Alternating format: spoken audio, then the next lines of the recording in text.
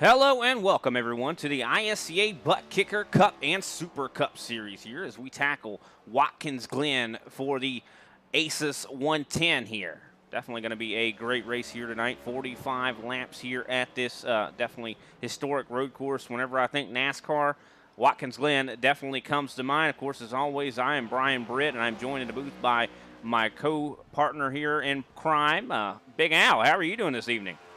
Hey, how's it going there, Brian? Man, doing pretty good here. Waiting to get this thing underway, man. I heard you got a little something special for us here tonight. That we do. We'll go ahead and cue that up right now. We're going to send it on to Mr. Chris Severa to kind of run us through a lap here at this racetrack. Can't wait to see what he's got in store for us. So we'll be right back with your regularly scheduled programming. Thanks, Brian. Welcome, everybody, to the ISCA for the running of Watkins Glen here this evening. I'm going to take you through a lap here as we come through the final corner of Watkins Glen. First, I want to get a good exit to set up your initial lap. Up to third gear, you may see some drivers stay in third. I'm going to go up to fourth. Watch for the caution light on the right-hand side. Very hard on the brakes. Right after that, don't miss turn one like I do. You can use a lot of this area out here, but careful, any wider, you can get 1X. Quick up to third gear, slight lift off the throttle if you want to stay nice and tight, really set up this left-hand corner, and if you do, you can stay flat all the way up here through the S's. It's going to be a real tricky section tonight. And we're going to be looking for the 500 marker just off here on your left-hand side. And again, really hard on the brakes, a lot of deep braking zones. Get as much curb as you can. Going to be all 4 tires off the ground tonight, so that's going to be real fun. Nice and tight here for the carousel. You're just waiting, wanting to get to the throttle. We can get to it nice and early because we have all this new track here with this new stand of Watkins Glen. Another real fun challenge, getting over that curve. Look for the grass on the right-hand side. Again, really hard on the brakes, back down to second. Nice and tight here for these last 2 corners. Get nice and wide for this last one. Carry as much speed as you dare, right out to the tire barrier, this new safer barrier. And that there is a lap of Watkins Glen. Brian and Al, back to you guys.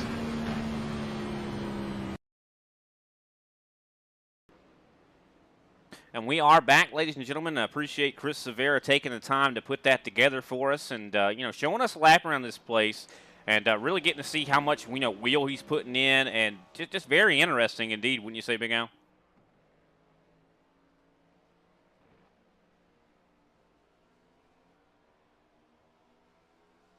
Looking at the race facts here for tonight's race, as we mentioned, this is the Asus 110. I always have a problem saying that word there, so do bear with me, ladies and gentlemen. But we do have 45 laps here tonight at this great race here. Stages are going to be 9, 18, and of course the race is going to end on 45 going to 46. These guys got 5 sets of tires, 4 actually going to be down in the pits. Fuel window, 25 laps. So what's really going to be interesting about this, Big Al, is tires on the road courses have not mattered in these next-gen machines. So, and from what I've heard, the smart money is on skipping that pit stop on stage 9, or stage 1, I should say. Definitely a very interesting, kind of how that will go. I mean, if the tires, it seems like, I know, Big Al, you've seen this before, too, when we're at some of these road courses, to where actually, when you get new tires, it's almost a detriment. It actually hurts you.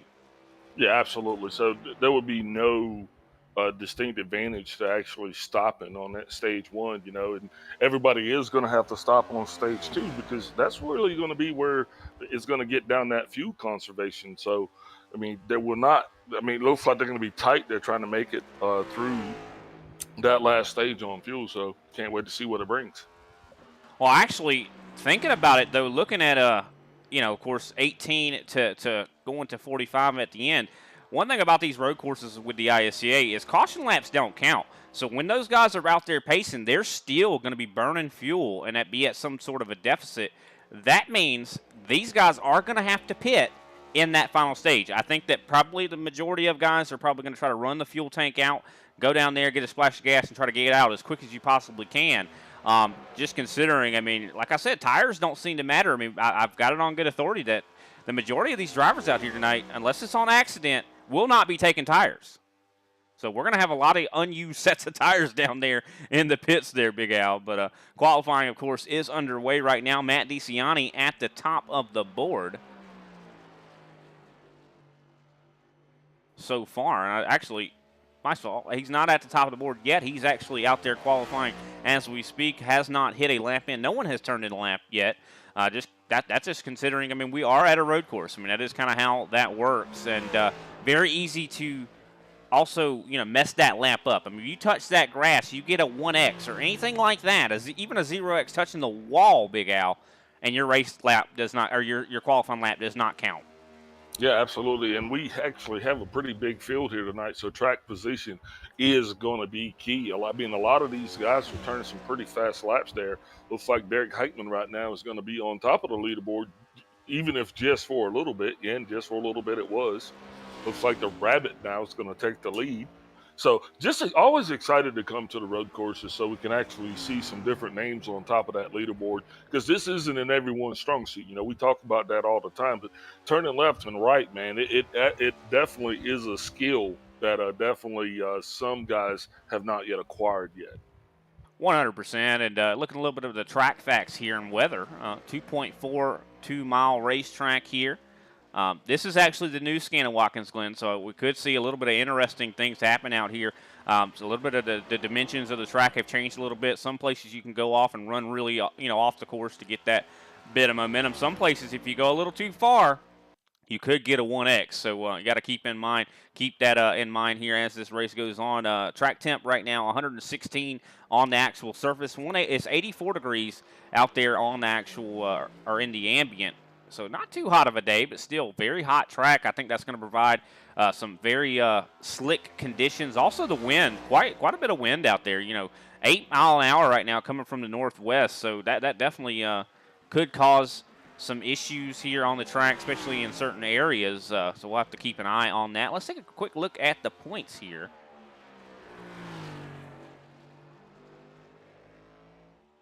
Looking at the point standings, Clayton Hoffman at the top of the board in the Cup Series points, which is soon to be wrapping up. I do believe we only have a couple races left here, but he's got 3 wins, 380 points. Matt DeCiani's in second with 1 win, 343.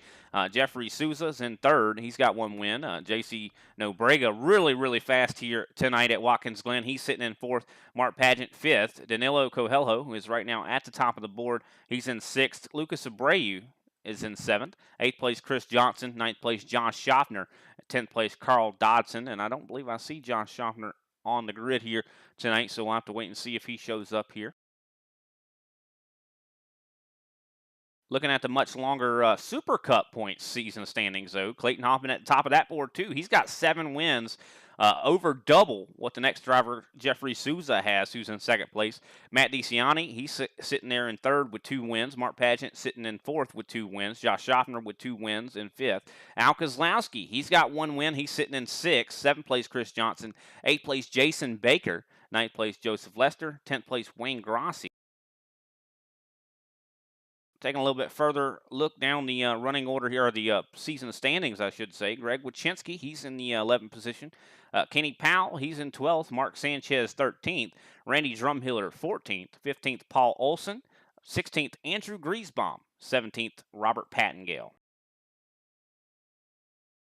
So definitely the point situation. This is going to be anybody that's a good road course racer. This could really help them out quite a bit. And JC Nobrega to the top of the board, hitting I do believe, 1:10.368. Very quick. I mean, these guys are running some of the fastest laps, I do believe, on the iRacing service. I think the fastest laps I've seen so far at this track, probably a 1:09. These guys are really close to that, and wouldn't be surprised, Big Al, when the gas drains out of these machines, that they're going to be capable of doing exactly those kind of times. Yeah, definitely going to see some fast cars on this track here tonight. I was just sitting here when you were going through the points, and I was thinking to myself, man, this is going to be some competitive racing. I just hope that these guys are actually clean with each other as we run through these stages, man. Because if they get too competitive, Brian, it could spell disaster for some of these guys.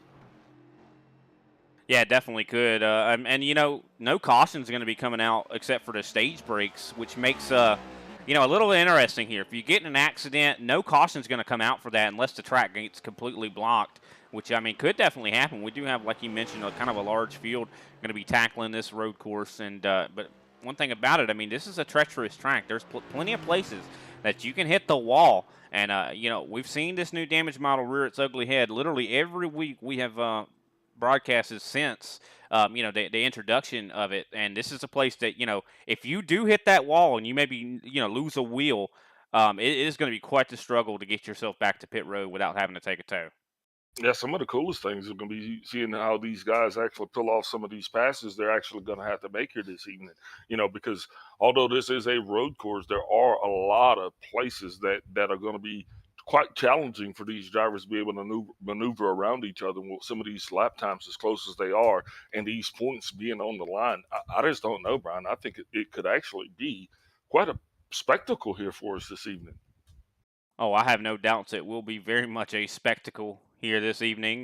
Can't wait to see what it's going to look like. I know that there are some very tricky zones out here. I mean, these S's, those are you know, one of the scariest places. I mean, because you're going through there almost flat out, and you know, when you're side by side, it could very much go very poorly. And one thing about it, that's one of the tricky areas too when it comes to a car getting sideways. If a car goes sideways through there and it blocks the track, a lot of times you don't have visibility to see that car until it's too late. Yeah, absolutely. Bus stop is one of my favorite places on this track. So who knows what's going to happen going through there, man. I just can't wait. I think we got an awesome size field here. One of the larger fields I think that you usually see, especially on a road course. But so happy that so many guys came out here tonight in order to make this thing great. Give us something to talk about. I know that's right. Yeah, 100%. Definitely looking forward to this one for sure. A lot of competition, a lot of close times here. I mean, a lot of guys are in the 110s. I do believe the top 6 right now have qualified in the 110 range. And so, yeah, I mean, and one thing about it, we've seen it time and time again, Big Al, to where the guy, you know, that might have really quick qual pace, it might not last the whole run. So, I mean, you know, you see JC Nobrega qualifying on the pole. I mean, he's definitely very fast. Has proved himself to be a capable road course racer. But one thing that we could see, though, is, you know, a mistake. And that's all it takes, a mistake. And it's so hard to get past and get through this field again once you've made such a tremendous mistake like that. You know, time is very valuable here at Watkins Glen. And if you lose any of it, you're going to be clawing the whole race to try to get it back, and you're not going to have anything to come save you except for those stage breaks. So if you do make mistakes, make sure you make them in the first couple stages.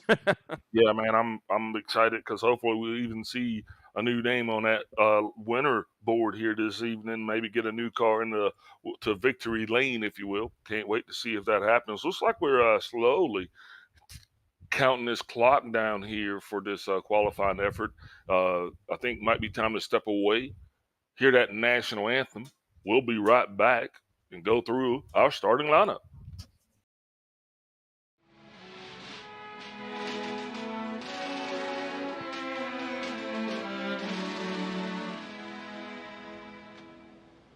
Oh, say, can you see by the dawn's early light what so proudly we held at the twilight's last gleaming, whose broad stripes and bright stars through the perilous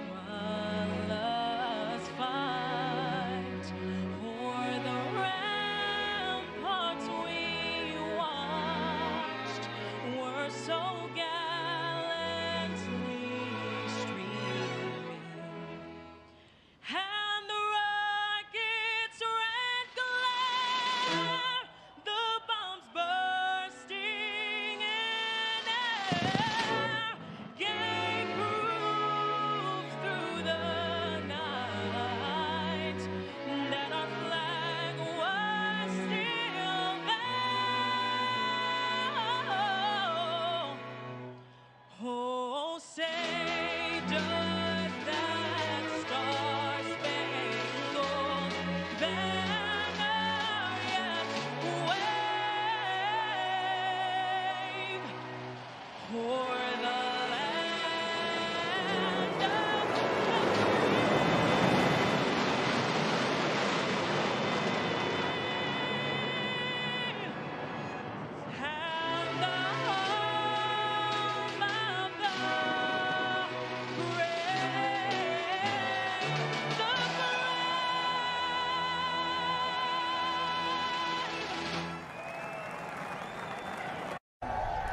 Race fans, it is time for those most famous words in motorsports.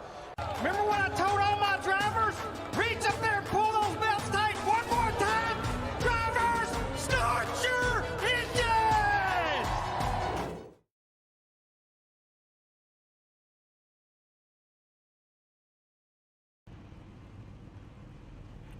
And we are back, ladies and gentlemen. Looks like we got the grid set here. Let's go ahead and run down through the field here. JC Nobrega able to grab the pole here tonight. Danilo Coelho in second place.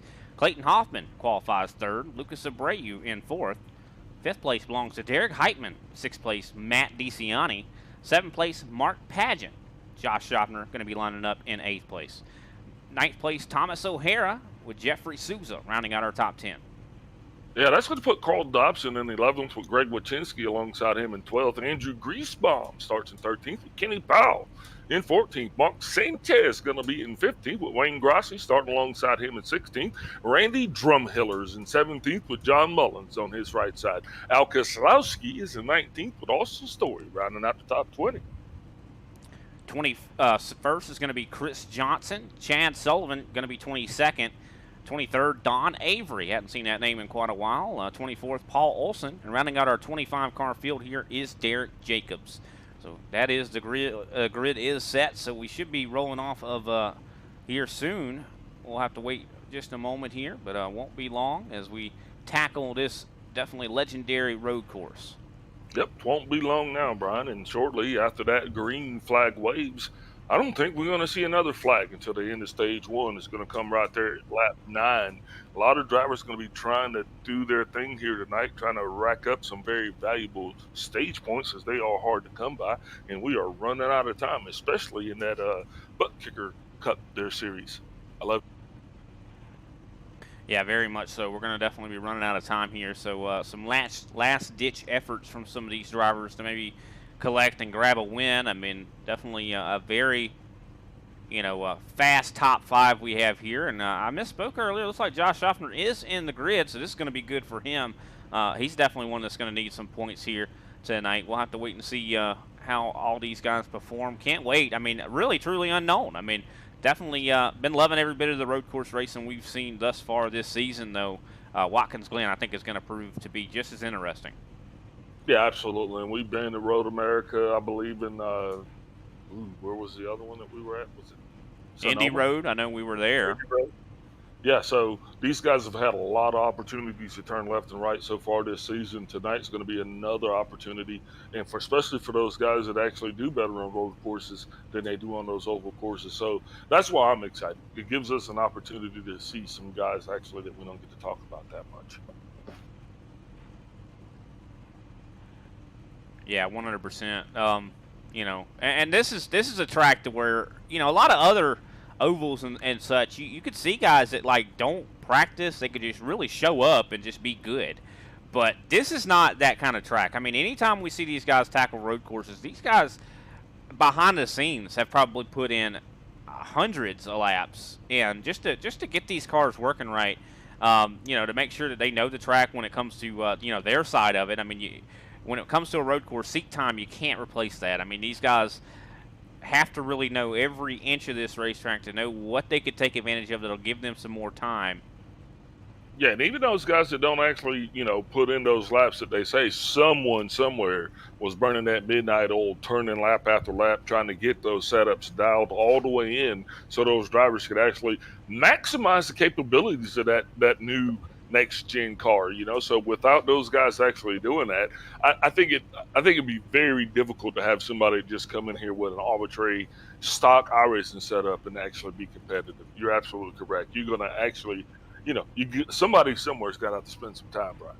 Yeah, I mean, and even the driver, you don't just show up here to Watkins Glen and be good at that track. I mean, I know that this is one of the tracks that I'm sure most oval aficionados probably recognize right off the bat. A lot of the other road courses, they're like, what track's that? But, Watkins Glen is one that I think everybody knows about. They somewhat know the layout, but still. Wasn't this one of the original road course tracks? I mean, I know whenever I think road course racing in NASCAR, I always think Watkins Glen. This is the first track that comes to mind. But still sitting here on the grid, I do believe waiting on everybody to get all prepared here. Should be rolling off any time now, getting this thing underway.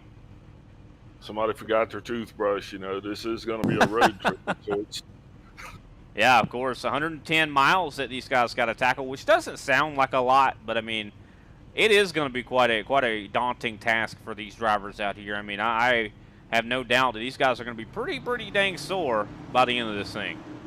yeah, the good thing for these guys, though, they will get some reprieve, though, with those stage cautions, because that will break up the pace a little bit and, you know, maybe allow some guys to alter their luck, if you will. The key is going to be trying to stay on the lead lap, staying out of trouble, keeping that car clean, and being able to be competitive at the end of this thing.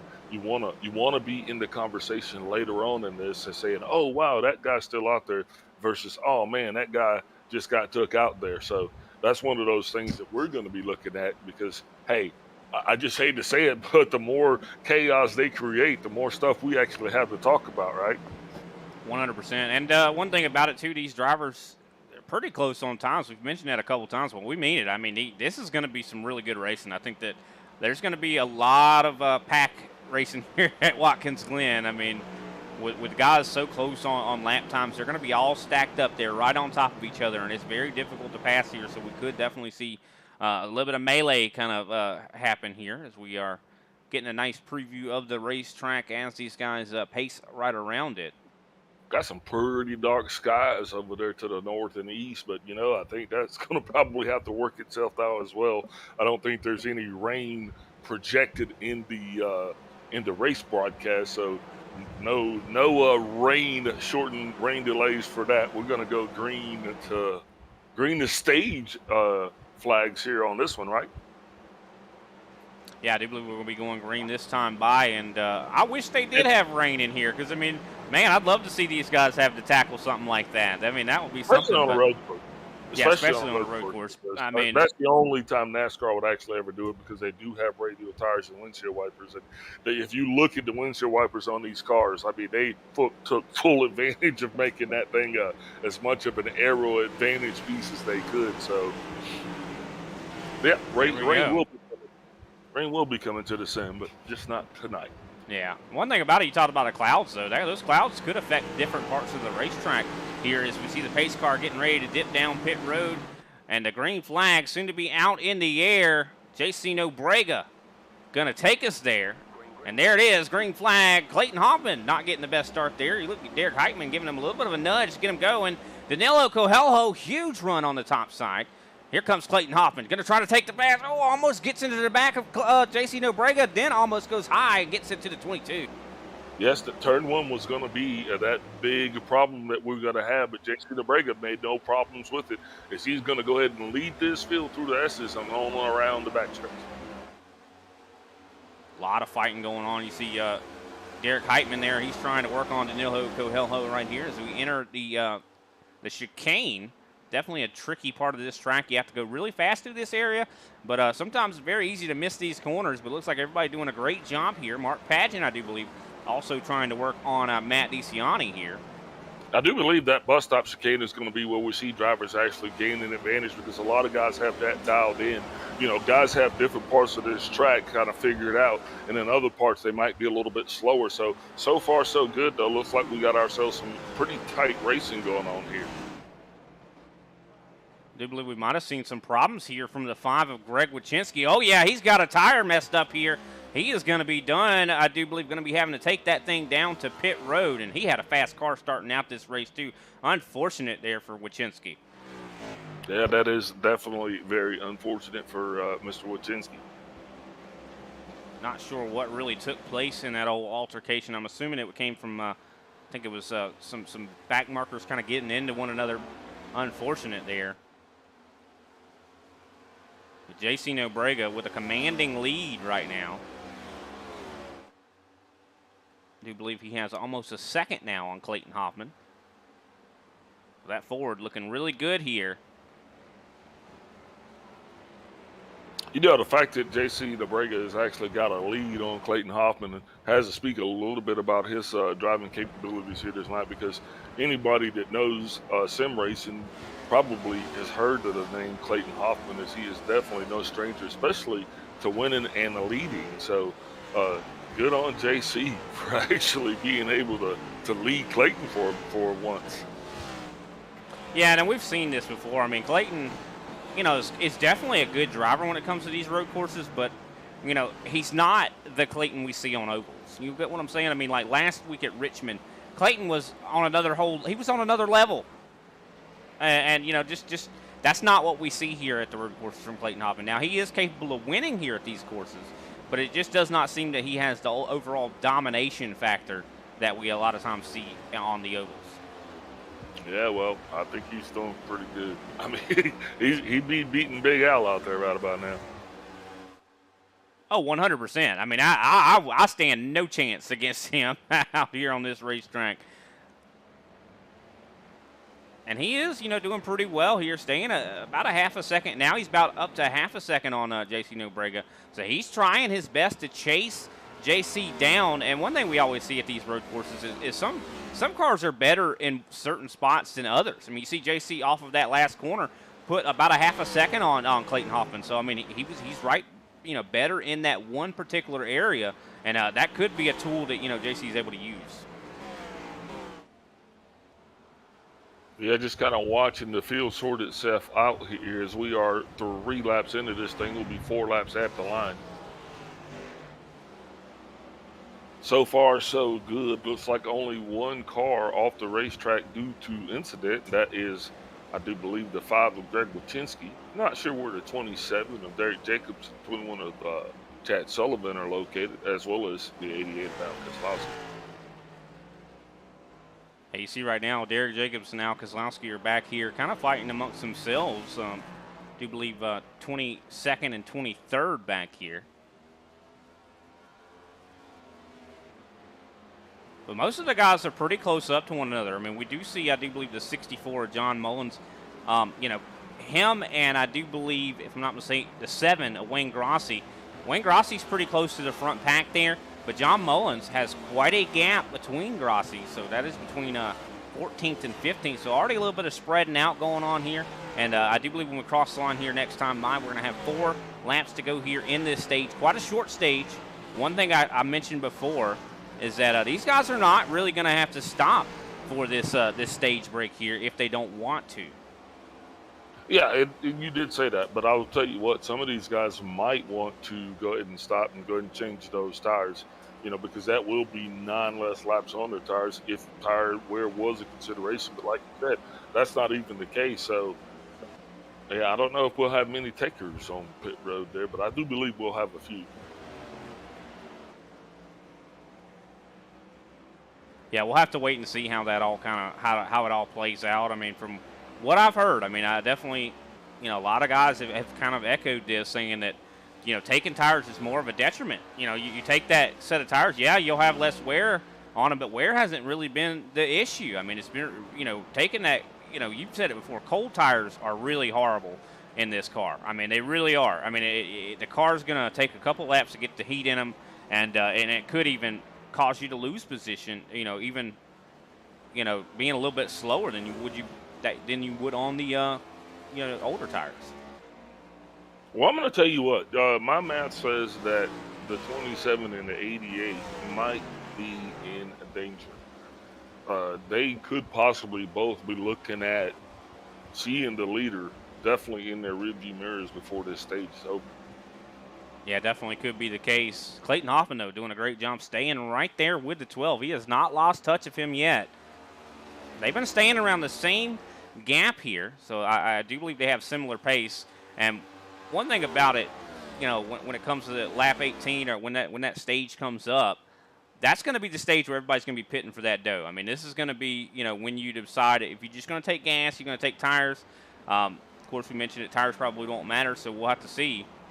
But, I mean, still up in the air. I mean, we could see some different takers that have, success either way. But if these guys have to pit in that late, race stage there, that could be the difference maker. If Clayton, he's got similar speed to JC, all it takes is Clayton or another car that has similar speed to JC to get in front of him. And JC might not be able to pass him back because, I mean, he's been used to the clean air right now also. Yeah, you got to win it on pit road. You got to get down there. You got to be perfect. You got to be quick on, quick off. Number one, you can't lose spots. That's going to be a key thing.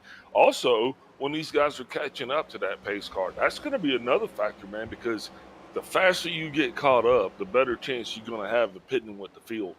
You don't want to be somewhere way back around the race car when these guys enter pit road, because that's just not going to do you any favors.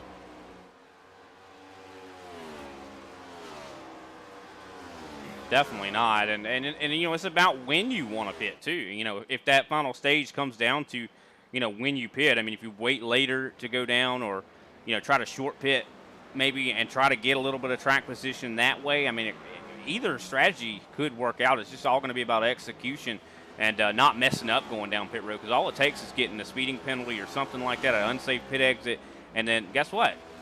Your race is essentially done, because you can't come back from something like that, especially on the final stage. Yeah, absolutely, man. You're 100% on that. Chris Johnson looks like he's bottled up right here behind Mr. Mullins. Also got Randy Drumhill right there in the 21 of Chad Sullivan. Sullivan looks like he's going to be going around the outside. Looks like these guys are battling way back in the field there for what looks to be a 15th position overall. Yeah, it does look like the battle is on here. You see the 64s right in that Ram machine. Chad Sullivan really is putting a lot of pressure on Chris Johnson. That is the battle for 16th. There goes Sullivan on the top side. Looks like he's going to try to make this past stick. Wow. And this is interesting because the 27 is down on pit road, but the 76 of Heitman, is he in the lead right now? I'm not. No, he's not. JC Nobrega actually is. John Mullins goes really wide. That's going to give Chad Sullivan that 15th position. Sullivan in practice was very fast. I think he had like one of the 7th quickest or 8th quickest lap in practice. So no wonder he's driving his way through this field right now. Yeah, and that's good to see Sullivan actually be able to come out here tonight and actually get a good run like that. I think, you know, I don't know how long he's been in this series, but yeah, it's good on him here this evening, right? Now, Chad Sullivan's always had quite a bit of speed. I mean, seen that plenty of times, but it just seems like a lot of times these races just do not come together for him. You know, it's sad, really unfortunate, because, I mean, a lot of times, you know, you could see a guy with a tremendous amount of speed, but just bad luck kind of, you know, plagues him. So hopefully the 21 can keep it together this whole race and not run into any problems here. I do believe the caution should be coming out any time now as our stage comes to its end.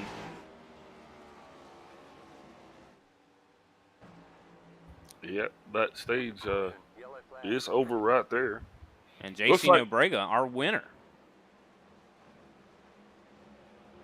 And I do believe Clayton Hoffman coming in 2nd place for the stage. Danilo Coelho in 3rd. Derek Heitman 4th. 5th place belongs to Lucas Abreu. 6th place Mark Pageant. 7th place Matt DeCiani. 8th place Josh Schaffner. 9th place Jeffrey Souza. And 10th place Thomas O'Hara. So those are going to be our points paying positions here. JC Nobrega going to be happy to get those points. Now this is going to be the question mark right here, Big Al. We talked about it before. This is going to be the question mark. Do we see these guys go down pit road? No. Unless you hit something or somebody. I mean, there's no way if you're in the top 10, I think you're pitting. Now, if you're further back on and you've got, I think, the ability to experiment, you know, maybe come in, change tires if you think you're going to have to change tires for the duration of the race. But other than that, I mean, I don't think you're coming in either. Now, one thing I would say, though, I would personally come in and get gas, because topping off, like we saw earlier, I think that might make a difference with the amount of time that you have to spend down pit road when you come in to get gas later. Wow, consume type. But yeah, definitely could be a, you know, consideration. What if, you know, you come down pit road this time, get the gas. Yeah, that's what I'm saying. We've seen it before. I think, what was it, at a road course recently? Didn't Derek Heitman or something make a call like that? It was at Indy. I'm not certain who did it, but I think that's the call to make here, because that would limit the amount of time that you actually spend on pit road the next time you come down, and that's going to get you off of pit road in front of those guys on stage 2. You know. Yeah, because what we saw, I remember exactly what happened. I think it was Derek Heitman, but he, whoever it was, took gas in the first stage, then pitted on the stage 2 conclusion, and they didn't have to spend as much time on pit road, so they were able to win the race off of pit road, which gave them the track position necessary to drive away to the win, if I'm not mistaken. And I mean, it definitely is something that you should have considered here. I mean, that's what I would be thinking if I were, maybe running or coaching or watching. Yeah, if I was a crew chief, I would definitely have that one back in my back pocket. Like, hey, do you remember what happened at Indy Road? Let's try that out. Let's see if that gives us a little bit of a, advantage here. But we Especially are if you're not in pacing the right top now. 10. If you're out of the top 10, you got nothing to lose right there. Looks like the pace car kind of got lost there in the shuffle. Everybody getting really checked up here, almost like rush hour traffic right here. Yeah, cop must have been at that exit. Looks like Derek Jacobs getting a wave around here. He should be able to get back onto the lead lap.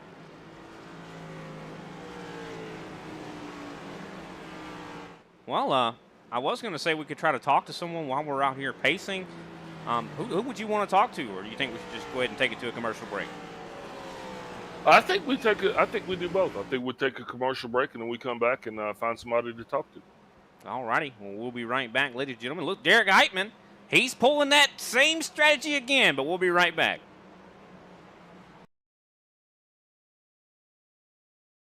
ButtKicker. Feel what you've been missing.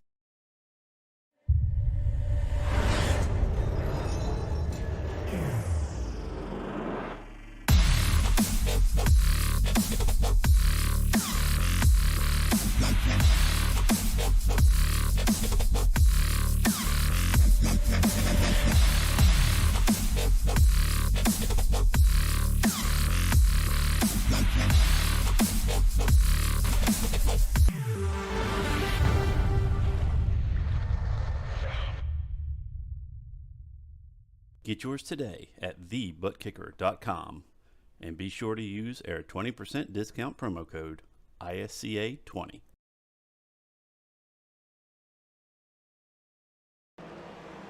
We are back, ladies and gentlemen. Before we went on our commercial break, we saw Derek Heitman and a couple other guys take a trip down pit road here. I do believe we're going to try to talk to Mr. Heitman. Derek Heitman, we got you up here in the booth. We figured we'd talk to you because we remembered that definitely interesting call you had made at Indianapolis Road Course, and it really worked out for you. Is that the same strategy you're pulling here tonight? I plead the fifth on that one, but my teammates went ahead and pitted too, so. Well, looks like they all have the same thought in mind. I mean, do tires matter here like they didn't, at the Indy Road Course?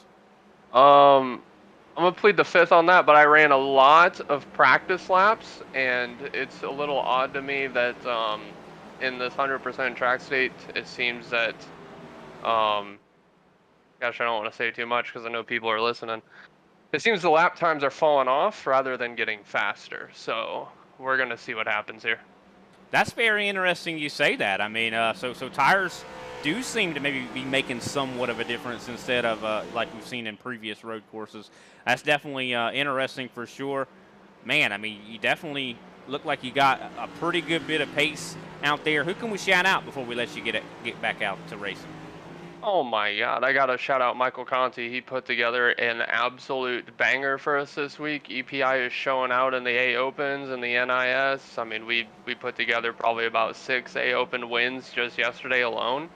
EPI is currently leading this race, I mean, it's everything, man. I mean, the first setup that we got, I made some recommendations to Connie about what I was feeling the car do, and he got back to me on it pretty promptly, said, hey, change this, see what it does for you. Went out and won the next race after that adjustment. I was like, that's it. So I tell you what, best setup shop you can be a part of. Highly recommend, raceapi.com. All right, man. We definitely appreciate your time, and good luck to you, and Hey, hopefully the strategy works out for you. Thanks for bringing me in. I appreciate it. No problem at all. Always a pleasure to talk to you. We'll talk to you later, I'm sure. I hope so. Thank you. No problem at all. That is Derek Heitman. Last road course we came to, I do believe he brought home the W. So he's going to be trying to replicate that again. Hopefully, we didn't coax too much information out of him. I'm sure a lot of guys that whoa. He's a killer. That was you asking all of those trade secrets. Well, I mean, he didn't. I think he gave enough information away himself. But I mean, he is right though that a lot of racers do have the broadcast kind of on, and they can listen as the race goes on, and that can give you some information that you maybe weren't privy to before. Well, shout out to all of those drivers out there that are tuning in to Big Al and Brian Britt here, man. Hopefully, you guys can actually get motivated by our voices and find yourselves up there on that podium, and we'd like to talk to you officially. 100%. Well, pace car lights are out. We're getting ready to get this thing back underway. And next stage will be ending on lap 18 going to 19. Yeah, and another interesting point from Mr. Heitman is tire wear, so we will be paying close attention to these lap times now to see if they're actually going to continue to go down up versus down, you know what I mean? Because that is a very good valid point, because at that point, drivers might not actually have the luxury of not taking tires. We're just going to have to see how this thing plays out, right? A lot more information for us to ponder here as the pace car is off. We'll be going green flag racing here momentarily. And there it is. JC Nobrega wasting no time at all. He got a tremendous jump there. But look at the run Clayton Hoffman's getting. Look at the run that Danilo Coelho's getting as he dives on the inside, going to take over second place. Turn 1 is going to be the scariest turn for most of these drivers, And if you can make it through there, you got a pretty good shot.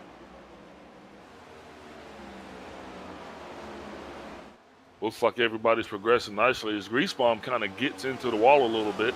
And that's going to cause Carl Dobson, I think, to get into that exterior wall. You see a lot of battling going on here. Matt DeCiani right behind Andrew Griesbaum. We see Don Avery. Oh, it looks like Carl Dotson misses the corner altogether. And that is definitely going to be a penalty. Yeah, I think he made a little bit of incidental contact with that wall there. I hope it's not having any adverse effect on the handling of his car, because you're absolutely correct. He blew right through that turn. Yeah, I wouldn't be surprised if he getting a slowdown penalty or something here. He might have to that might be a pit road penalty, if I'm not mistaken. I'm sure he hopes not, but I mean, I know at least in road course racing, blowing through a corner like that is a slowdown penalty. Also to note, Greg Wachinski back on the racetrack. Glad to see that. Yeah, that is definitely good that Greg's going to get back out there. He's only shown some 8 laps down, so at least he'll actually be able to get points for turning laps and hopefully improve his finish position as well. As I don't think we've seen as all these cars actually getting, I think we're going to see more cars get torn up than what we've got torn up so far. Better said. Well, very much likely here as we see Mark Pageant under fire from Lucas Abreu. This is the battle, of course, for, I do believe, 4th place. Yeah, Lucas Abreu definitely has a rocket ship, as he is one of the key ingredients in the team, if you will, for Coelho, Nobrega, and now this is really, really interesting here, Big Al. We talked to Heitman, and he mentioned that the tires don't seem like they're really holding up as good as they have at previous road courses. And you see the lap times right now. These guys are not running their fastest laps. I don't know though. Looks like JC Nobrega just shut me up, Big Al. He literally just told me to shut up. That's his fastest lap of the race right there. I mean, wow. 110.153, which is at lap 12. So, Clayton Hoffman still just 0.2 of a second. No, Daniel Coelho just 0.2 of a second off of his fastest. Clayton Hoffman less than 1/10 of a second off of his fastest.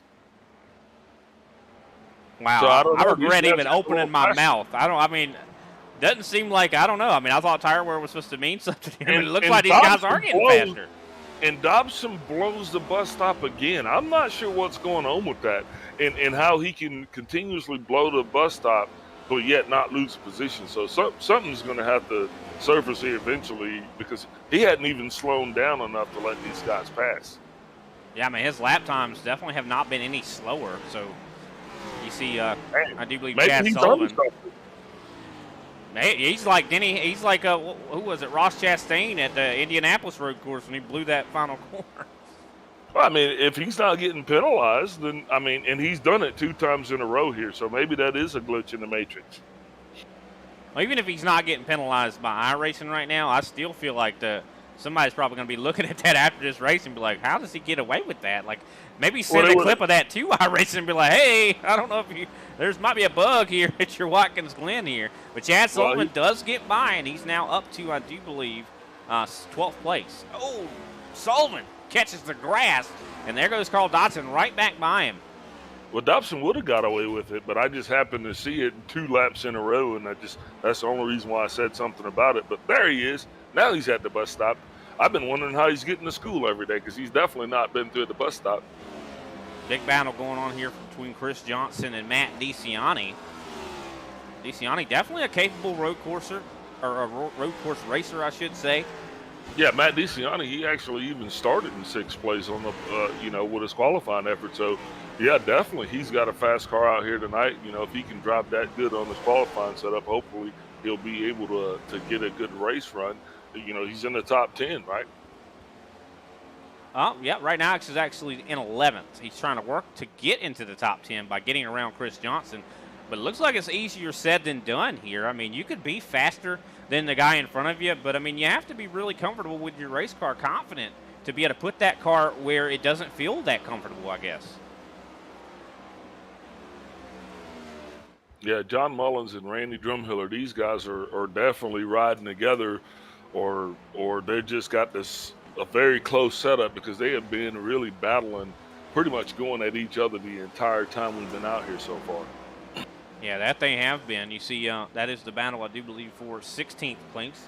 Right behind them, too, is Mark Sanchez and Wayne Grossi. All these guys are right there on top of each other. Huge battle going on.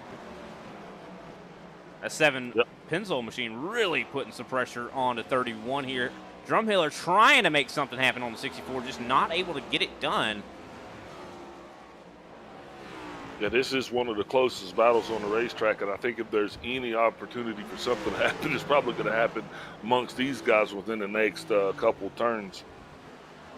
And we got the lap times shown on your screen here. You see J.C. Nobrega hitting a minute 10.552. Everybody right now in the top 6 are hitting those a minute 10 lap times. Everybody in 7th on back is hitting a minute 11s or minute 12. Some even hitting a minute 15. So definitely some problems for some of the drivers, having a little bit of, not really making the transition well to this, next gen to a road course, I guess. I mean, and this is supposed to be one of the best cars for road courses, pretty much designed with that in mind.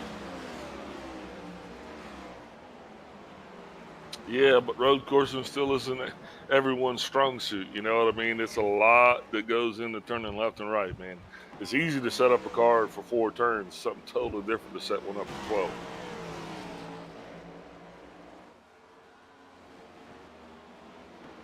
Oh, Josh Schaubner makes some type of mistake here. He's going to get passed by the 76. Derek Heitman now up to 5th place. Big pass there for him. Schaubner under fire from Mark Pageant. This is for 6th. And there goes Mark Pageant to the inside into turn 1, and he dives it deep. That turn 1 is the biggest place where you're going to see guys lock those tires up. Yeah, turn 1 is probably your greatest opportunity to kind of get in a situation, if you will. Just amazed, though, at how well these guys have been adapting to this road course here. I mean, we're actually getting ready to be 1 to go in the stage here, and these guys really, there have not been any major kind of pileups, and everybody's speed in stage 2 compared to stage 1 has been completely different. So nobody even in jeopardy of going a lap down here in stage 2. Yeah, 100%. Now we see Kenny Powell. He is now the punching bag here. It's Chris Johnson right there on his rear end. Oh, Kenny Powell into the outside safer barrier there. Huge hit. But Powell still holding on to the position. That's going to stack those guys up behind him, and that is for right at 10th position there. 3 wide coming out of that last corner. And they're going to get even more trickier going into one here. He's got to set himself up if he wants to get any chance of a drive off. You see those brake rotors glowing orange. That's just indicative of how much the heat is putting, that heat could be even transferring to the tire here, as we still are racing, a lot of racing on this racetrack, and won't be long. I do believe next time they cross the line, it will be one to go for the stage. And Powell better watch that outside or he's going to lose another point, because Matt DeCiani is going to try to go by him, and he does. Now Powell's really in jeopardy of falling out of the top 10 here. These guys are beating and banging, too. This is short track racing almost here at Watkins Glen. But Powell does not need to lose that point. If anything, he needs to drive like hell for even that 1 point, because it could be, a game changer for him as the season goes on. Look at Chris Johnson putting the blocks on Chad Sullivan here. Oh, and Johnson, he's going to go wide. Inside. Watch out for the crossover. Johnson does block. Sullivan's to the outside. He gets to the drive off. Looks like he'll have the position at the line. Can he hold it into one? Johnson is definitely driving with a lot of aggression right now, as he's going to try to dive it in deep. Not able to do so. I think he played it a little bit safer there. He was like, I don't want to really, swap any more paint here with this 21. Well, I think he's probably faster through the Asus, and he's going to try to set him up so he can make that pass going into the bus stop or coming out of the bus stop. Of course, this is the final lap of the stage, so these guys are desperate to hold on to these spots. Kenny Powell sitting in 10th, going to be having the last playoff point if Chad Sullivan can't catch him. And I don't know. I mean, Sullivan's looking really quick right now, but I think that Kenny Powell has just enough time. Yeah, looks like Kenny's a rabbit. I think he's going to actually survive for another hunting season there. I don't think he's going to get caught, man. And he is definitely driving like his life depended on it. That he is. Great job, the Kenny Powell. Yeah. Even after that contact, I mean, you see those metal barriers there. They don't give very much. And surprised that he didn't, lose a tire in that situation or break that suspension. Yeah, we've been watching these concrete barriers, if you will, and not many of them have been trying to move. Well, this is a metal one, so I wonder if that's even even worse than the concrete barrier. Yellow flag is out. That concludes stage 2. JC Nobrega wins 2 stages in a row. Now, can he win the final one here, as we're going to see everybody probably following down pit road? And, of course, Clayton Hoffman once again finishing second in the stage, able to get around the 22 of Danilo Coelho. 4th place belongs to Lucas Abreu. 5th place, Derek Heitman. 6th place, Mark Pageant. 7th place, Josh Schaffner. 8th place, Thomas O'Hara. 9th place, Matt DeCiani. 10th place, Kenny Powell. And with that, let's take a brief step away, and we'll come back and we'll try to see if we can't wrangle somebody up to talk to.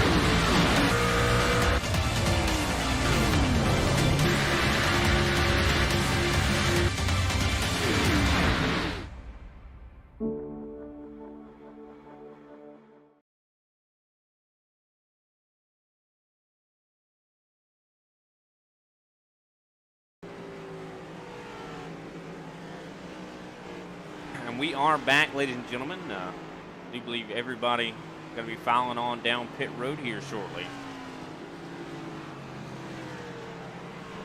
Yeah, it's definitely time, and we're going to be sitting here watching. Some guys staying out. Look, Kenny Powell staying out.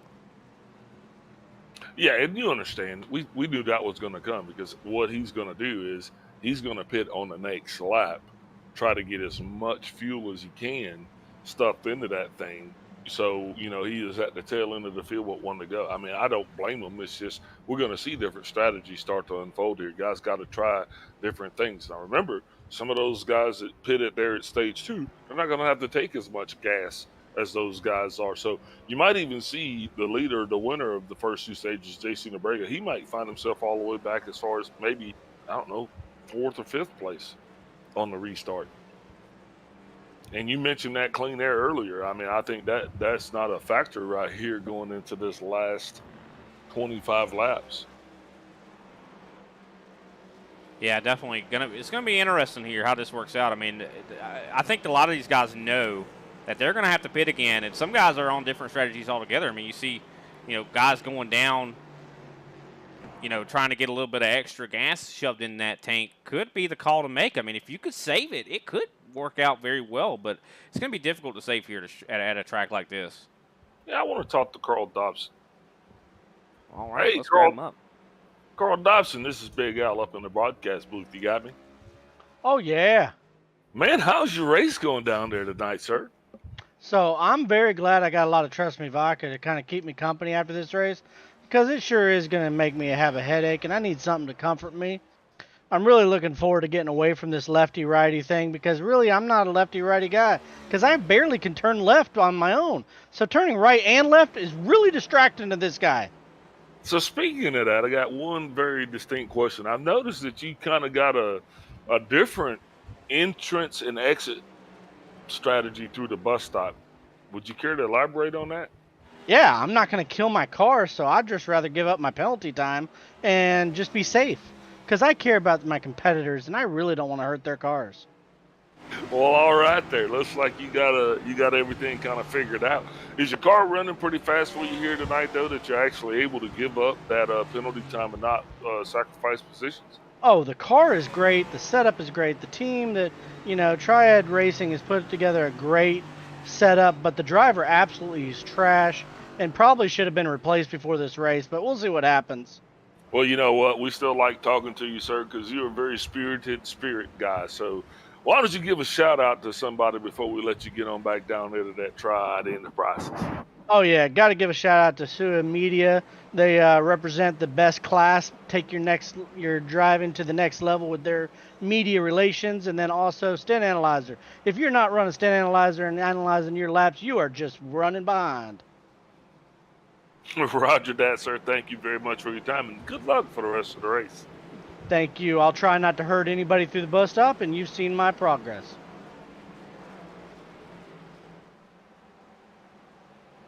That was Carl Dotson, definitely a very spirited individual. I think you said that correctly there. This is going to be interesting, though, Big Al. I do believe Josh Schaffner is going to be our leader, and we were talking about those guys maybe taking a last-minute stop. Does not appear that is their strategy. They are going to be trying to take advantage of this track position. Maybe they know that, hey, I got to pit anyway, and if the numbers crunch right, I just kind of pit whenever I run out of gas and then get after it after that, and maybe only have to make it on one stop. If you know you have to pit, that track position could be very important. Yet another strategy that we were seeing come into play here tonight, and that's why they call them strategies, because each one has to have its chance to develop, and some actually come to fruition and some don't. So hopefully we'll see which strategy works out better tonight, and we'll be able to talk to those top three and figure out what exactly they did to get there. Yeah, definitely seems like they have a very interesting strategy indeed, and could it pay off? I mean, every week we come to this ISCA broadcast, we always are surprised by the interesting strategies. I mean, definitely these guys playing chess here, thinking moves ahead. As Josh Schaffner is going to be leading us there to green. Yes, definitely. It's chess. It's not checkers, and I do love what Schaffner and Powell are doing there. Kind of staying out there, just going to give her hell until it's time to come in and get some petro. And, they're not going to stop for gas anyway, so You know, what better way to break up the pit cycle? Schaffner wasted no time to getting it going there. Yeah, he definitely did not waste any time at all. The 50 taking a lead early here, but look at JC Nobrega coming 3 wide almost. Someone gets turned. But Souza, that's a Abreu that got turned, but Souza was way off the pace on the restart, and that really that helped Abreu get turned there.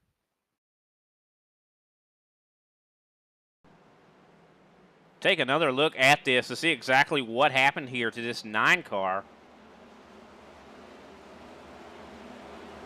As we see, he drives up going into turn 1. You see, like you said, Jeffrey Souza a little slow on the uptake here. He's got Derek Heitman right behind him. Oh, and then Heitman tries to take the middle, turns the 9, and just keeps on going. That is going to be huge for the 9's race here, considering if that had happened in stage 1 or 2, he'd be fine. But now, he's done. I mean, how do you catch up from here?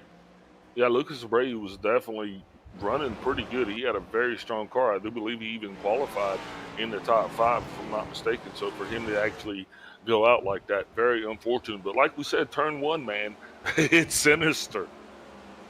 It is a doozy. I mean, and you know, Heitman was trying his best to get around Souza. I mean, Souza had a very rough start there. Didn't fire off.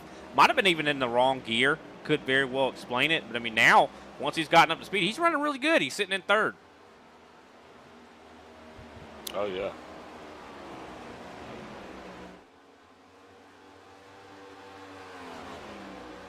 Kenny Powell trying to hold on for 4th here. Derek Heitman trying to challenge.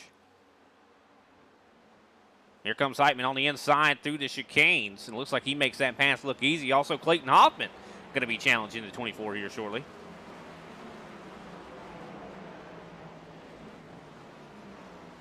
Mark Pageant not far behind either. And look at Clayton Hoffman, dives off of the racetrack to get a huge run of momentum, gets right around Kenny Powell. What a strategy. And there goes Mark Pageant on the inside. You might want to just go back there and ride with Andrew Griesbaum there towards the end of that lap, because I think he just had a bad day also. Now, what happened with Griesbaum? He just plummeted a bunch of positions. Somebody got into the back of him. I don't know if we could just kind of ride with him and replay it a little bit.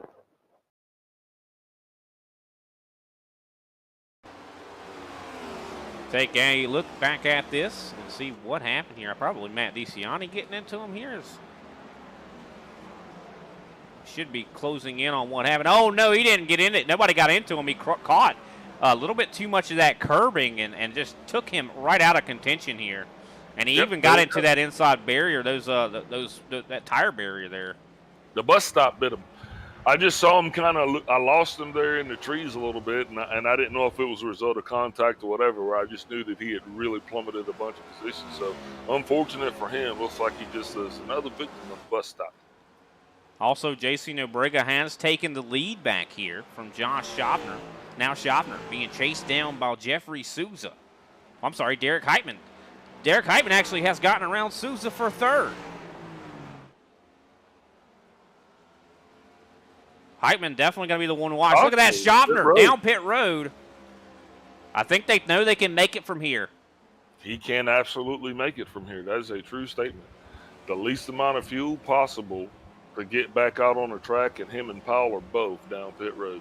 Interesting call. G&G definitely coming out with a definitely out of the box thinking here. Also, Jeffrey Souza must be have put 2 and 2 together and also went down himself. And the 11? Yeah, the 11 right now. Wait, there's another car that's down there with him also. Okay. The 14, the 50, the 24, and the 42. 42, that's Carl Dodson, I do believe. Very interesting. You see Dodson coming off pit road right now with Schaffner. He's actually in front of Schaffner now. You know, that's a very interesting pit strategy, and that's why who knows what that one's going to grow up to be. I think these guys might be onto something because they don't have to stop again. So they can pretty much just hammer down and just let it go, knowing that everyone else is definitely going to have to come down. I don't think there's a way you can conserve enough fuel because we're halfway through this thing, Brian. No, I think they came into it knowing that. I mean, they definitely had that thought in mind, and they were like, we know we are not going to make it on fuel. So, why not try to, solve that? Very interesting strategy. I don't think I've seen it quite often, that's for sure. I mean, we've seen guys short pit the stages and things of that nature, but that was kind of like, more like a long pit the stage, or, after the stage, go ahead and pit, like right when you know you need to. I mean, you don't see that a lot, that is for sure, and I can't wait to see if it works out for them. They're going to be good to go. All these other guys are still going to have fuel on the mind, and like you said, I don't think, actually saving that amount of gas is going to be a real possibility. I mean, it could be. We have been surprised before, though, Big Al, when it comes to guys saving gas. Well, and here's another thing to take into consideration. JC Nobrega, Derek Heitman, two totally different pit strategies as far as what's going on. So we know for a fact that Nobrega is going to actually have to come in before Heitman. But does Heitman come in at the same time and take a little bit less gas and actually make up that deficit on pit road? Because, I mean, these two guys are running. I mean, they're out front right now, you know what I mean? And they're running pretty fast. JC Nobrega, that last lap time was almost at a 109. It was a 1.10.054, his fastest of the race.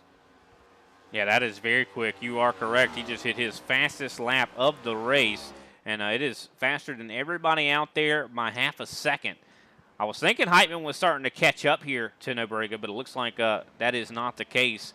Nobrega really has had the best car here all night long, has led and won both stages, but could we see pit strategy change literally everything? I don't know. I mean, with his amount of speed, even with an out-of-the-box pit strategy, it seems like it's going to be hard to beat JC out here. Yeah, JC's almost got a lap, a second on the field there with his last lap time. For the top three, they were the only ones that were within a second of him. So he's not slowing down, he's speeding up, and that just means bad news for everyone else, because as long as he can stay out of his own way. Oh, Clayton Hoffman around in the middle of the track on the last corner.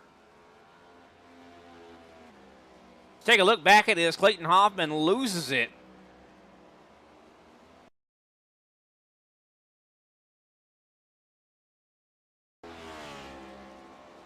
Take a little look back here and see what just happened to Clayton Hoffman. Lost it in the middle of the corner.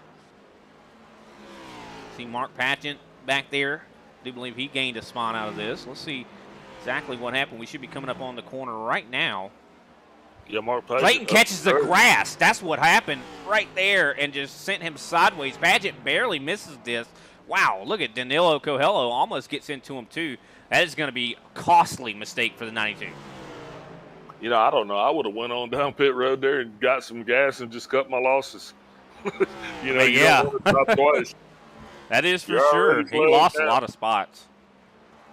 Hey, it's just unfortunate, man. But, the same thing could happen to JC Nobrega. So that's the key. He has just got to make sure that he stays dialed in, stays focused, because you're going to want to keep pushing the envelope. You want to keep getting faster and faster as you run around this track. And that's exactly what he's been doing. But you still got to be cognizant, man, because she will reach out and grab you right by the ankle when you least expect it. Yeah, I mean, touching that grass is a no-no. We saw that for sure. Just absolutely took out Clayton Hoffman right there. And, this is if you were to make that mistake in the first couple stages, I've said it a couple times now, that wouldn't have been as big of a deal. You'd have a chance to get back at it. Yeah. Now you don't, because, I mean, you have that time you just lost, there's no getting that back.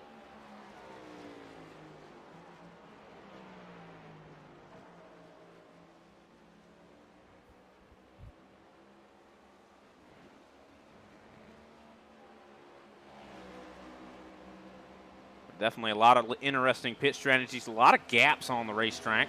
JC Nobrega right now is out to the lead by 2.3 seconds on Derek Heitman. Last time by, though, I do believe Heitman not too far off of the lap times that JC's hitting here. It's all going to be about consistency. If Derek can just be consistent, he might be able to reel him in, especially if JC starts to get a little bit maybe not really frustrated, but more like mental stamina maybe starts to diminish a little bit. Already some lap traffic coming into play here, though. I see Andrew Griesbaum, I do believe. I think he just went a lap down. Yeah, these guys definitely do have that issue, man. That like you said, these races do create that driver fatigue or mental fog, if you will, because I mean it can be a little exhausting trying to line up each turn just perfect every time.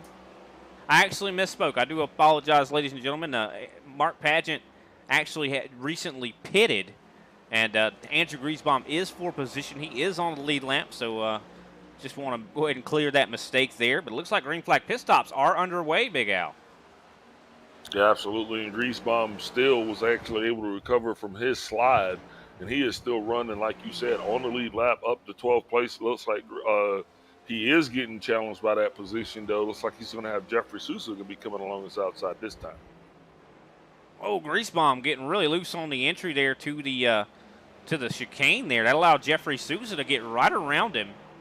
Yeah, that's where he had trouble last time, you know, so maybe a little bit of PTSD from that previous spin, but whatever it was, Jeffrey Sousa made easy work of him. And like you said, that was for position. So now Sousa slowly working his way up into that top 10. Also see, we saw Carl Dodson earlier, came out of the pits right in front of Josh Schaffner. Schaffner has captured that position back. He is now up to, I do believe, 17th place. They are going to try to chase down Al Kozlowski. Of course, these guys do not have to pit anymore.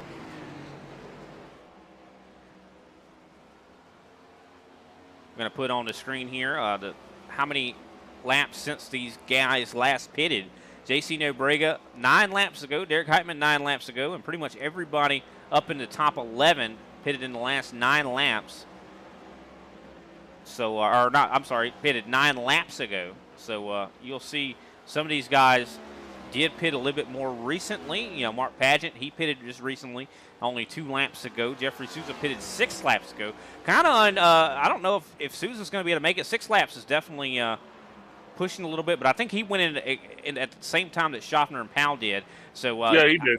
I think they probably got their math working there. Yeah, all those guys are on the same pit cycle as Dobson, Sousa, Powell, and Schaffner.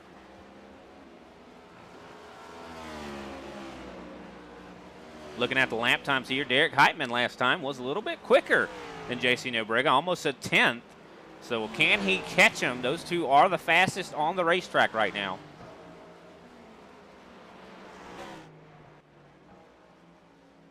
And looking at the distance between those two, 2.2 seconds. So Heitman has been slowly but surely closing that gap down. Could JC have maybe heated up those tires a little bit too much, trying to get that fastest lap like he did earlier?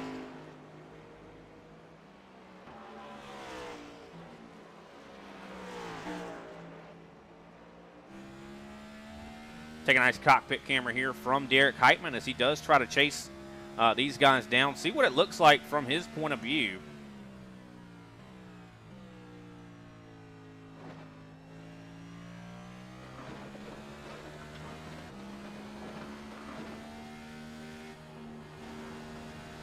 I don't know, Brian. I think it's going to be a battle between the 76 and the 12. And It does seem to be the case. And I think that battle is going to occur on pit road. I don't know. Looking at that last, wow, look at that. Heitman is really, he loses a lot of time in some of the areas, but he gains it right back. And I think it's one thing about road courses that I think you'd agree with is you do give up time and almost to sacrifice it to get it back later, especially when it comes to like entries at the corners. You're going to give time up to maybe back it up, but get that run on exit. Yeah, because some of these guys are going to be faster at different parts of the track than others. I mean, and that's just the bottom line. Some guys are going to master certain turns, but not all of them. It's very hard for a driver to master all of them. It looks like the 31 of Sanchez is going to find himself parked in the bus stop. That caused quite a checkup there, as I believe he got into the 7 of Grassi. But green flag racing is going to continue anyway, and I think he is slowly getting back underway. Yeah, we see Mark Sanchez right now on the racetrack in that Chevy. Not a lot of damage from that whole incident, but definitely going to have some guys capitalize. Well, he lost a lot of spots there. That racing got a little bit close, and it just didn't work out for him. With that, looks like Grossi's going to find himself coming down pit road. Yep, just entering pit road right now on that Pennzoil Chevy. Going to find himself losing a lot of spots, but he's going to be good to go to the end of this thing. I do believe we have less than 15 laps to go here now.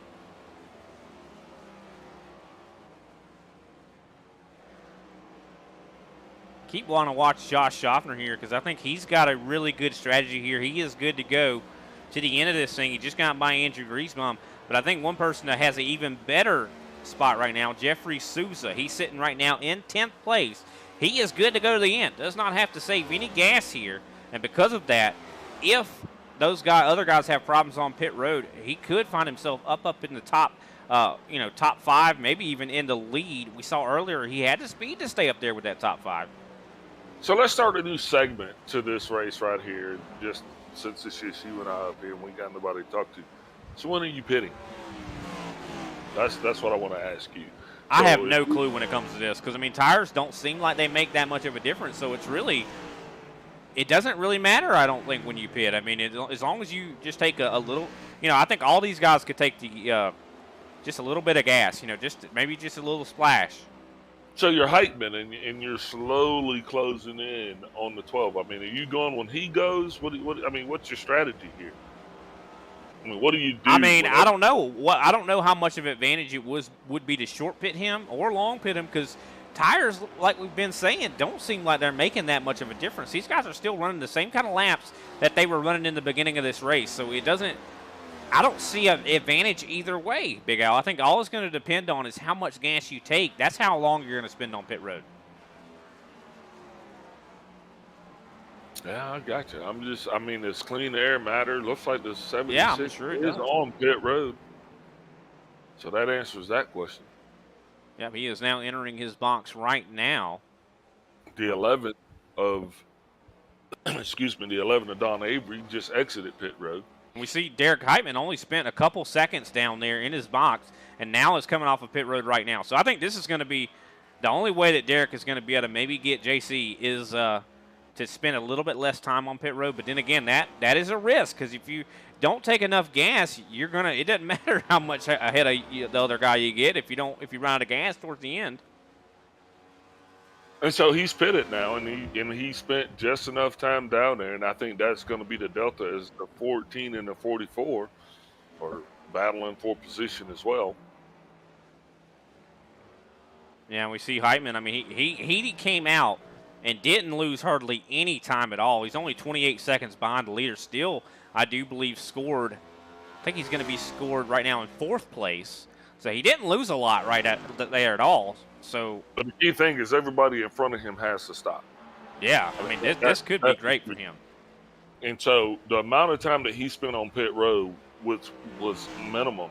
I mean, so these guys are going to be chasing that carrot because he set the standard on that. You know what's really shocking, too? We saw Clayton Hoffman with that massive mistake earlier. He's still right now running in 3rd. Of course, he still does have to pit. But, I mean, that just shows you how fast that this top 3 was, that they were able to drive away to such a distance to where Clayton would be, could spin and still be on, in 3rd. But don't forget, though, a lot of these other guys are on a different pit strategy. So a lot of those guys have either already pitted for the final time or so that's the reason why these guys that are still the top 3 are still yet to pit. 100%. And, you even see Derek Heitman, how quick he was on pit road. I mean, you saw when we were just looking at Clayton Hoffman, you could see Heitman in the background. I mean, he's going to be trying his best to chase down Clayton Hoffman. But Hoffman probably not going to be an easy customer to get around. Well, with 10 laps to go, I mean, all of these top 3 are going to have to come down pit road at some point. So that's what we're waiting on now. And we're going to see how long it takes them. When do they pit, how long they take to pit, and how quick they get back out. Because, man, the 76, he's going to be on a mission. Definitely will be. We see Jeffrey Souza here in the 14 right now. He's actually battling with Thomas O'Hara. This is going to be for position. Of course, this is for, I do believe, the 8th position. O'Hara goes really wide on the exit there. That allows Souza to get right by. Yeah, I believe that was by design. Yeah, I think he was just like, I'm not going to fight this guy. So Souza moves up to 8th place.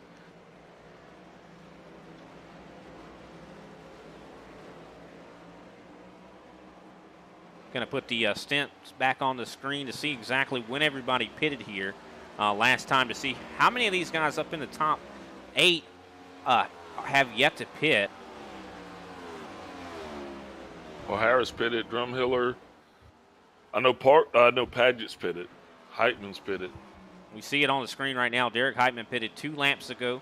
J.C. Nobrega, 17 laps since he's last pitted. Danilo Coelho, 16. Clayton Hoffman, 16. Matt DeCiani, he's about 16. Mark Padgett, he pitted 9 laps ago, so I think he's going to be good to go to the end here. Chris Johnson, he still has yet to pit. He's going to have to come down pit road, so that's going to give Souza that position. Of course, Thomas O'Hara just got passed by Souza. He still has yet to pit. Randy Drumhiller also the same case for him. I think Souza just passed Johnson, so Souza's up in the 7th now, so he's going to keep rolling on. Yeah, you're 100% correct. He just got by Chris Johnson. So Johnson still has to pit. He's probably going to be falling down even more positions here. So we're on lap 37. And he's definitely got to be considering coming down because, I mean, points, every position pays at the end, but the higher you are, the lower you get, I guess. Well, the higher your number finishing, the lower points you get. So you want to be up in the top 10, if not, because, I mean, you don't have too many more opportunities to gain points. Yeah, 100%. This just in. J.C. Nobrega taking a trip down pit road, our leader. That's going to give Danilo Coelho our lead here, I do believe.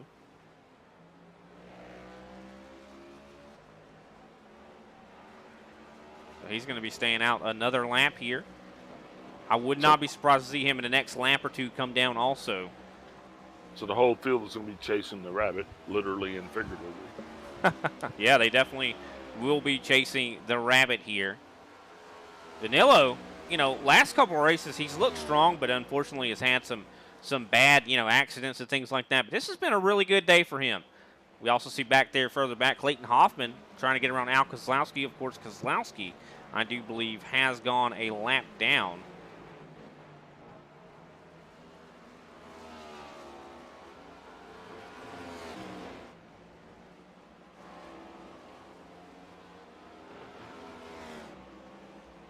Eight laps to go in this thing.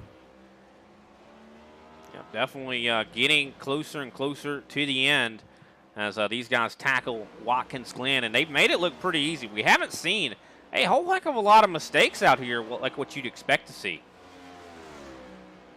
Yeah, that's true. As Lucas Abreu slowly closes in to Carl Dobson. And look at this. This is really interesting, Big Al. We saw that J.C. Nobrega went down pit road. He actually spent, I do believe, 7.3 down pit road. Derek Heitman spent much less time. He actually spent 4.7 on pit road. And look at Heitman. He's right in front of J.C. Nobrega. This is probably the fight for the win right here. And Nobrega is definitely going to have to be very cognizant of his moves, as Heitman now is going to be chasing that lead, and he is not going to relinquish it. I mean, he worked hard to get there, so I do believe he's definitely, once he gets in the lead. Oh, contact with Al Kozlowski. No And way. J.C. Nobrega almost gets into it. He barely misses it. Going into the chicane here, they all kind of, I do believe Derek Heitman was desperate to get around Al Kozlowski, thought that he was going to give him a little more leeway and just did not. Let's take another look at that.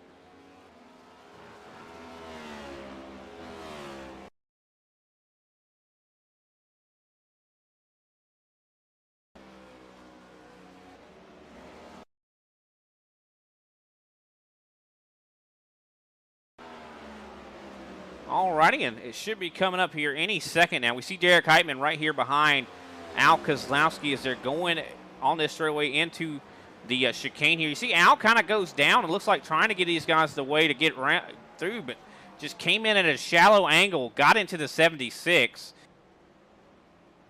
That is like the worst place to catch someone, and that will heavily affect the results of this race, Big Al.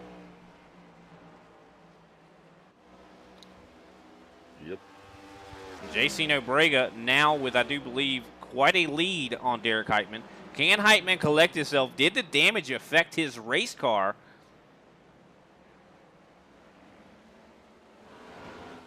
Danilo Coelho still our leader right now. He's got about almost 5 seconds back to Clayton Hoffman. These two have yet to pit.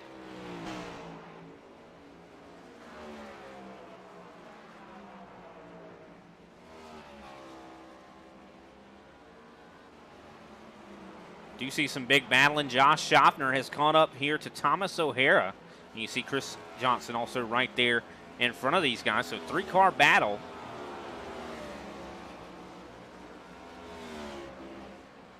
I do believe Johnson still has to pit, though. 5 laps to go.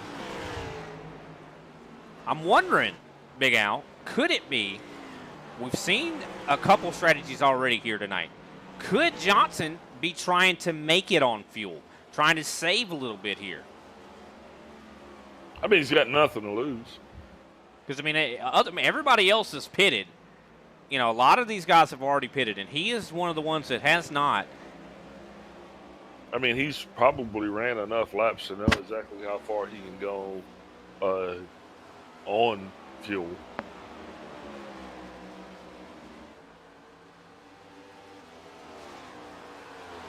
See Josh Schaffner right now trying to get around, I do believe. Thomas O'Hara, big battle going on here. I consider Chris Johnson to have a pretty high race IQ, so, and I mean that, you know, wholeheartedly. I do believe that he definitely knows how many laps he can go and stretch it out. I don't see him being a guy that's actually going to flame it out, if you know what I mean. Oh, 100%. As there goes Josh Schaffner, able to get around Thomas O'Hara, moves his way up into the 10th position. So still battling going on here. Now 4 laps to go, soon to be 3 to go. Man, this has definitely been an exciting race here. 110 miles. Definitely went by very quickly here tonight. Yeah, almost without incident. I don't know about that. I mean, of course, no cautions except for the stage cautions, but definitely have seen a couple little incidents, but not too bad. I mean, a lot of times we see a lot more beating and banging at these road courses than I think we've seen here, but we're getting ready to see, I do believe, some guys go maybe a lap down here, or probably possibly have already gone a lap down. We see Wayne Grossi right there. Yeah, he's actually already went a lap down. JC Nobrega starting to catch up to these guys. Now, this could be, we saw how Derek Heitman caught a lap car at the wrong time, right? What if JC catches these lap cars up here at the wrong time? I mean, Heitman might not even be out of this thing yet. I don't think it's the same as passing Grossi as it is passing Keselowski. I mean, we've been doing it long enough to know. Well, I mean, I get what you're saying, but the thing is Al Keselowski got caught at the wrong time. Getting caught into the chicane is like the worst. The absolute you know what? But you and I, we talk about this all the time, and you say that you're going to just call out what it is, and I usually try to just avoid it. But come on, really? No, I get what you're saying, but I'm just saying that weighing in the favor of Keselowski, that is the worst. The absolute worst. I mean, I can't think of another place that I would not want to get caught in is right there. Duly noted. I mean, I get exactly what you're saying, and I can agree to, what you're saying, that, Keselowski is definitely very difficult to pass and does not usually help out a lot of people when it comes to if you want to get around him. But, I mean, just speaking in his defense, right through that particular corner, I mean, Heitman, that was the most unlucky place to catch him, because I think that anywhere else, Heitman probably would have got around him a little bit easier, that's for sure. Hey, look, Brian, 2 to go. Yeah, this thing's flying right on by here. As we see JC Nobrega easily able to get by Wayne Grossi and Don Avery. And still, Danilo Coelho and Clayton Hoffman, they are still out there on the racetrack. Like I said, these guys are going to push it, man, and they're going to let us know how far these cars can go on fuel. Now, we just took the word for it, but, every time you go to a race, you're going to actually find out something that you didn't know before you got there, right? Yeah, 100%. Looking at this right here, our graphic on the screen, Danilo Coelho, 24 laps since he last pitted. We're soon to be having the white flag. Has he stretched it enough to make it on gas? I think he has. The 76 gets into the 7 of Wayne Grossi. Oh, no. just an unfortunate set of circumstances for both of those guys. Yes, they're side by side right now. Final lap, white flag is in the air. And Danilo Coelho, I think he was the underdog coming in here tonight. He wasn't even on my scorecard to win this race, but if he can make it on fuel, he's got this in the bag.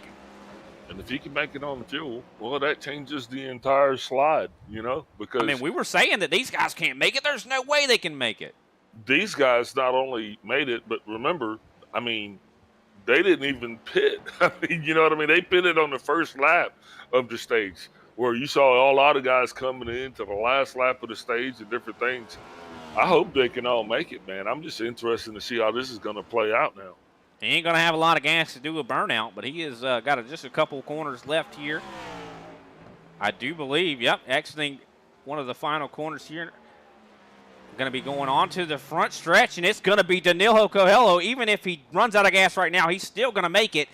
And looks like he is going to capture the win at the Asus 110. Man, I had no clue. I thought the race for the win was going to be between J.C. Nobrega and Derek Heitman, but it turns out the 22 had other plans in mind. Wow, what a race, Big Al. Clayton Hoffman coming home, I do believe, in second place. Third place going to belong to J.C. Nobrega.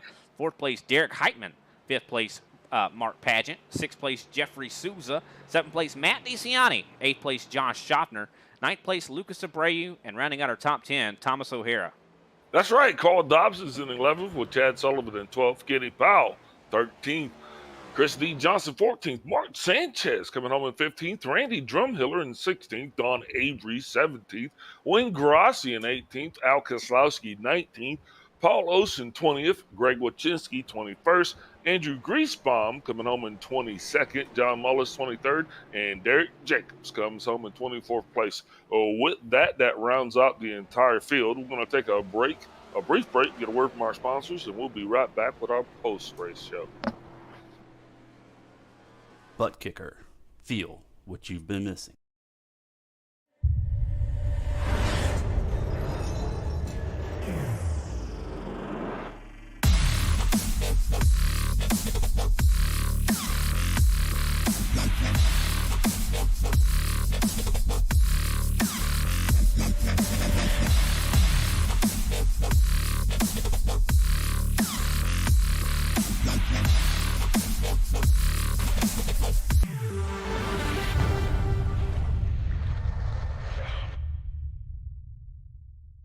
Get yours today at thebuttkicker.com and be sure to use our 20% discount promo code ISCA20.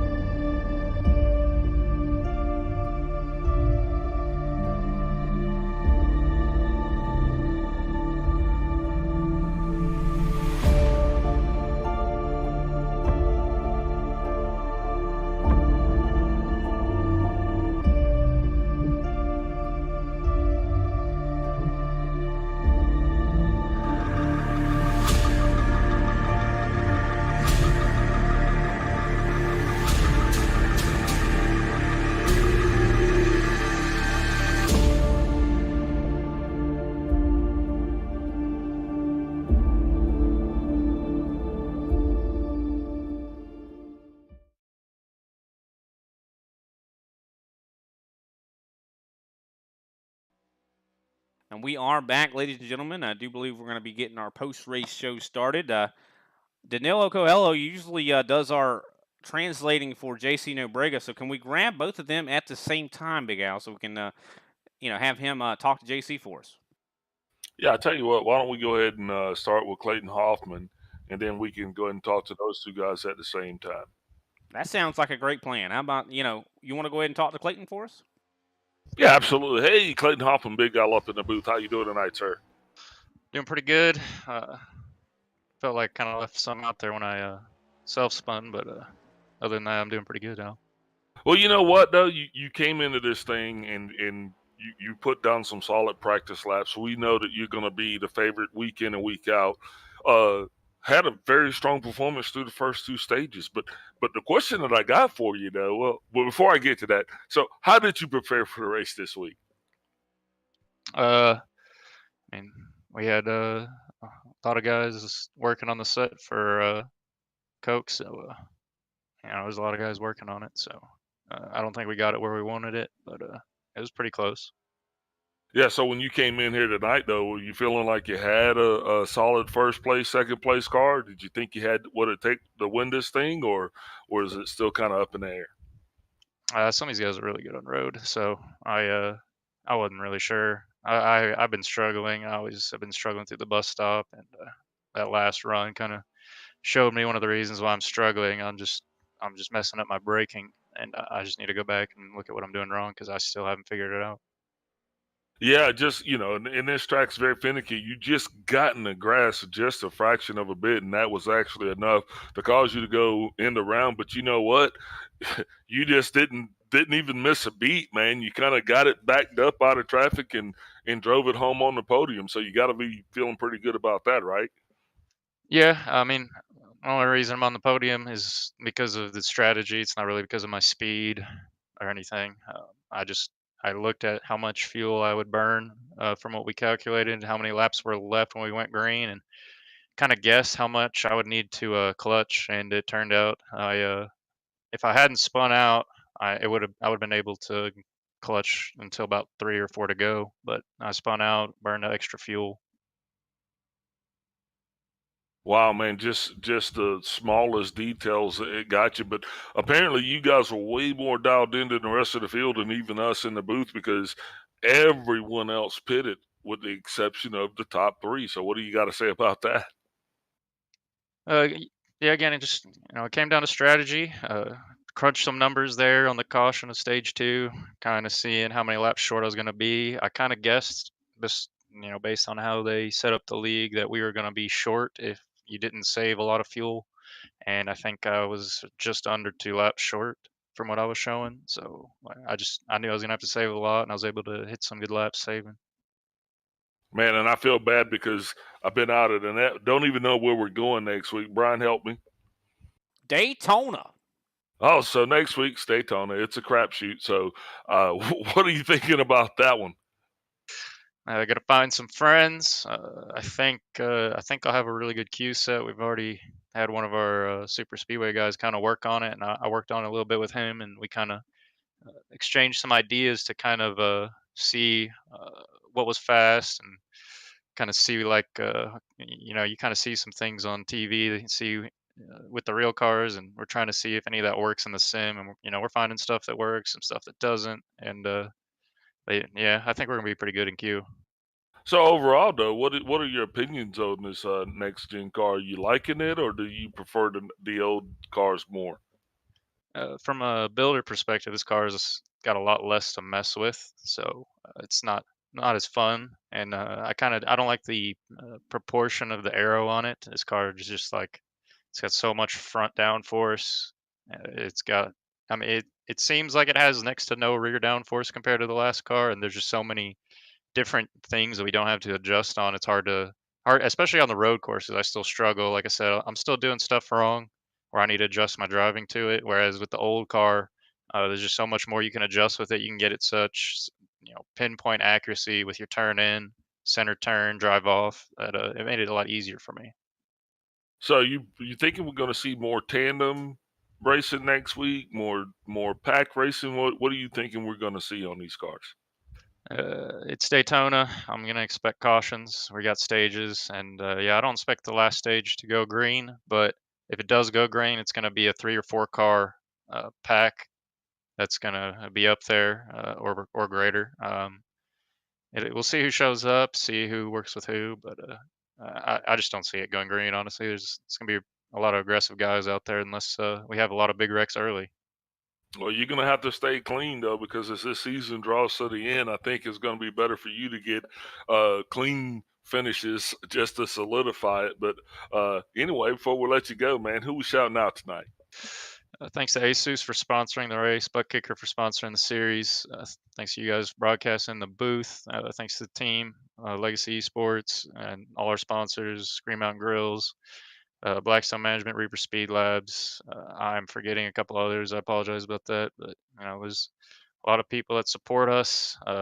Champion, another sponsor that supports us. So, you know, we just have a pretty good thing going on over there. I know some of those guys are in Road to Pro tonight and did not have good starts to the race. So hopefully, some of our guys finish good still. Well, man, you came out here and you put on a heck of a show. Sorry about you spinning out, but you still drove that thing home to a second. I only could imagine what would have happened if you would have been able to truly execute your strategy. Look forward to seeing you race again next week, man. And thank you always for your time and your contributions to the sport, sir. Have a good evening. Thank you. That was Clayton Hoffman, our second place finisher here on the night.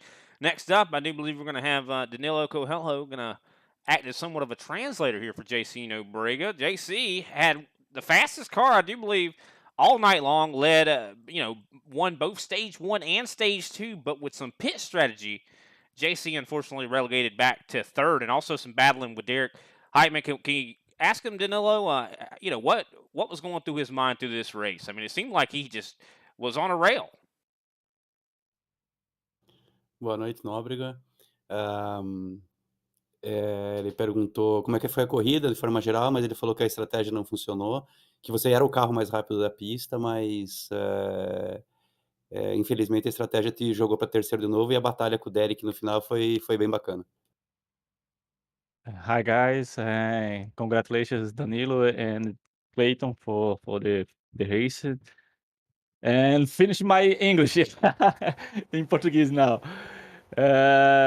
Cara, eu sabia que era uma estratégia muito arriscada, mas como eu não tinha treinado a economizar, eu preferi só acelerar.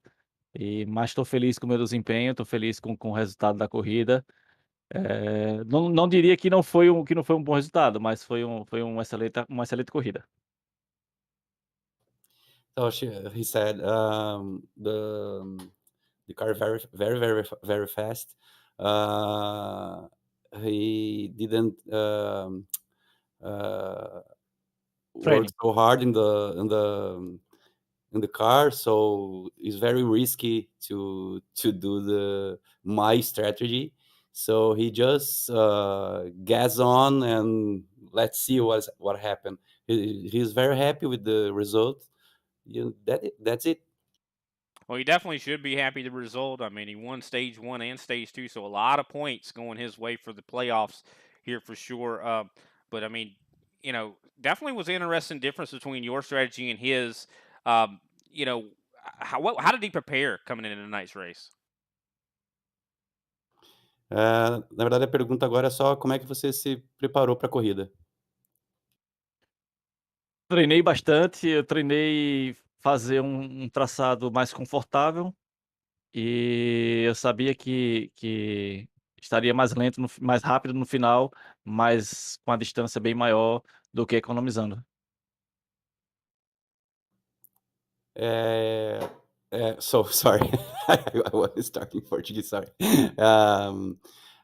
He said that he just worked in a line to be comfortable in this line, so don't make mistakes, and that's it. Just take this line, don't make mistakes, and go on.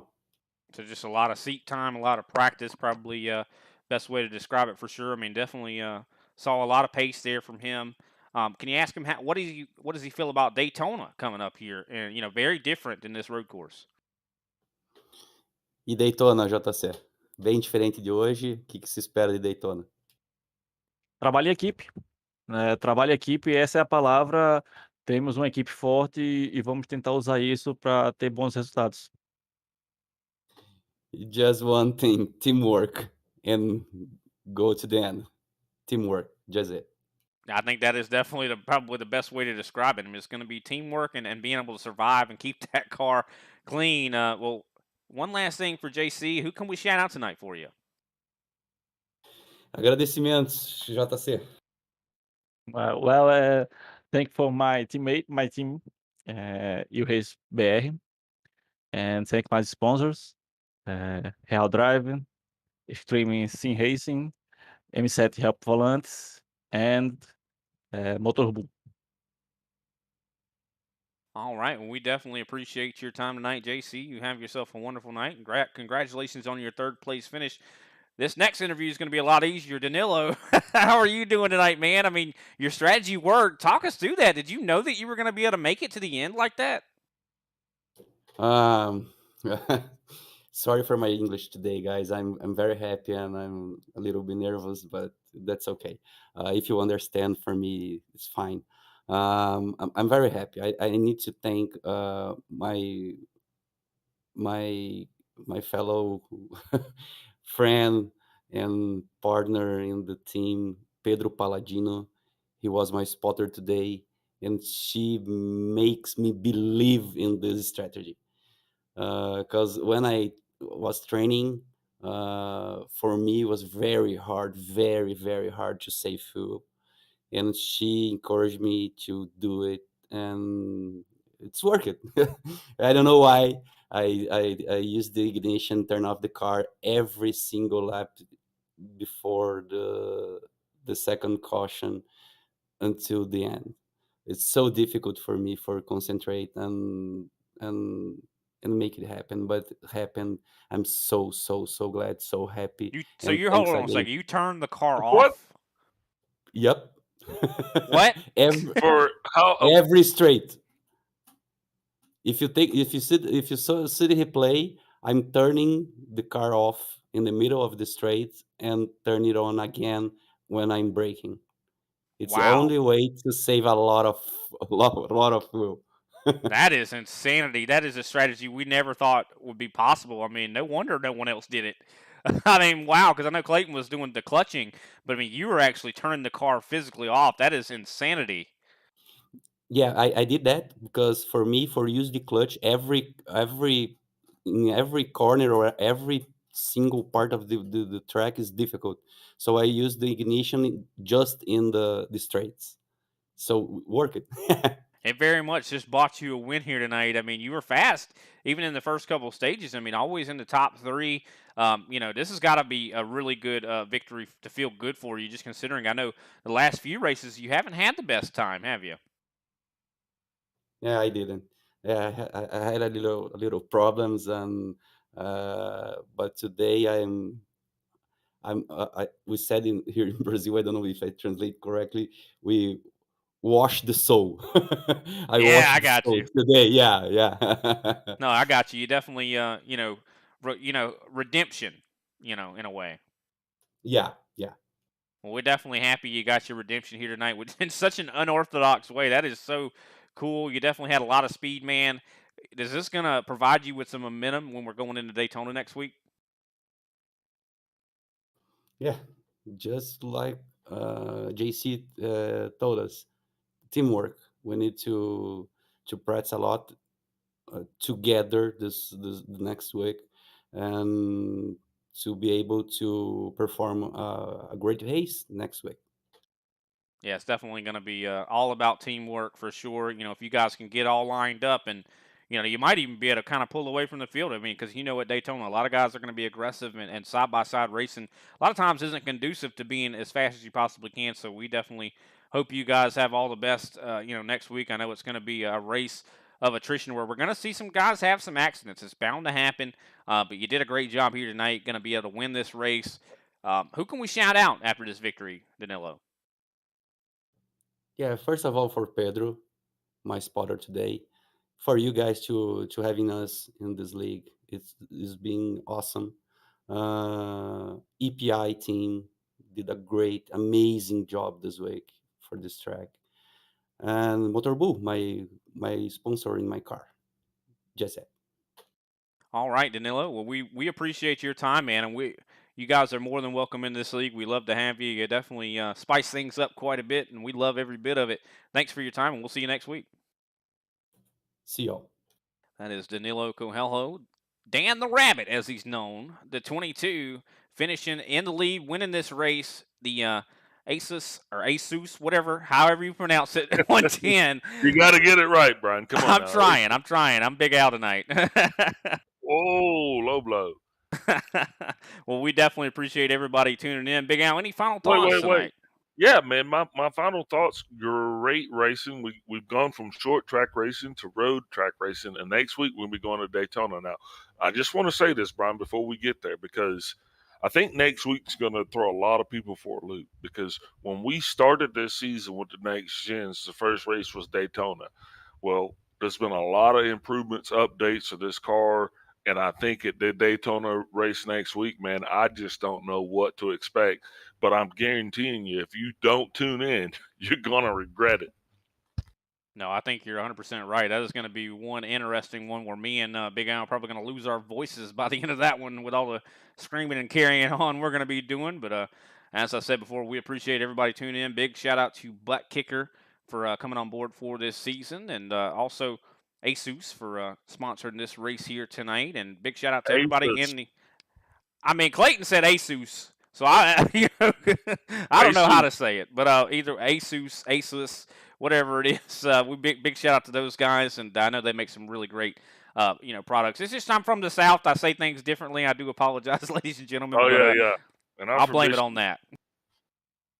But definitely thanks everybody for tuning in, and we'll see you next Saturday, 9:30 p.m. Eastern Standard Time. The green flag should be waving as we tackle Watkins Glen once again, and we'll see you there.